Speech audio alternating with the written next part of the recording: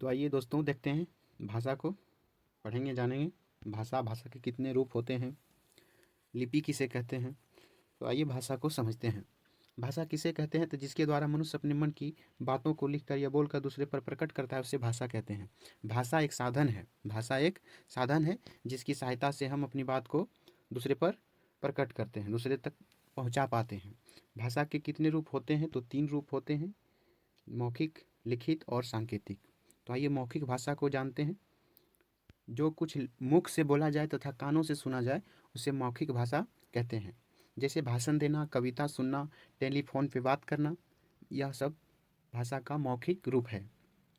प्रश्न ये भी बन सकता है दोस्तों, भाषण देना भाषा का कौन सा रूप है? तो बताएंगे मौखिक रूप है। आइए लिखित भाषा को जानते हैं। जो कुछ लिखा और पढ़ा जाए उसे लिखित भाषा कहते हैं। जैसे कविता पढ़ना भाषा का कौन सा रूप है? तो लिखित रूप है। पत्र लिखना भाषा का कौन सा रूप है? तो लिखित रूप है। सांकेतिक भाषा, तो जो कुछ इशारों और संकेतों के द्वारा समझा जाए उसे सांकेतिक भाषा कहते हैं। जैसे सिर हिलाकर हाँ या नहीं में जवाब देना, ट्रैफिक लाइट की बत्तियाँ, ये सभी भाषा का सांकेतिक रूप हो जाएगा। आइए लिपि को देखते हैं दोस्तों। लिपि किसे कहते हैं? तो लिखने की ढंग को लिपि कहते हैं। लिखने की ढंग को लिपि कहते हैं। संस्कृत भाषा जो है किस लिपि में लिखा जाता है? तो देवनागरी लिपि में, याद रखना है। हिंदी देवनागरी लिपि में लिखा जाता है।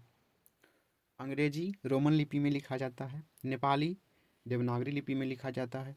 पंजाबी तो गुरुमुखी लिपि में लिखा जाता है। उर्दू किस लिपि में लिखा जाता है? तो फारसी लिपि में लिखा जाता है। आप सभी को याद रखना है। कैसे याद रखना है दोस्तों, इसका तरीका बता देते हैं। संस्कृत जो भाषा है, संस्कृत भाषा को देवताओं का भाषा कहा जाता है। देव यहाँ पे है, उससे याद रखना है देवनागरी लिपि। और जो हिंदी भाषा की उत्पत्ति हुई है वो संस्कृत भाषा से हुई है। इसलिए जब संस्कृत भाषा का लिपि देवनागरी है तो हिंदी भी देवनागरी आप लोगों को याद रखना है। अंग्रेजी रोमन लिपि में लिखा जाता है। कैसे याद रखेंगे? तो अंग्रेज को यहाँ से भारत से भागना पड़ा था।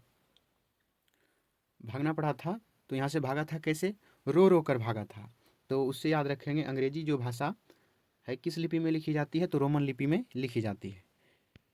नेपाली किस लिपि में? तो देवनागरी लिपि में, आप सभी को याद रखना है। पंजाबी गुरुमुखी लिपि में और उर्दू फारसी लिपि में।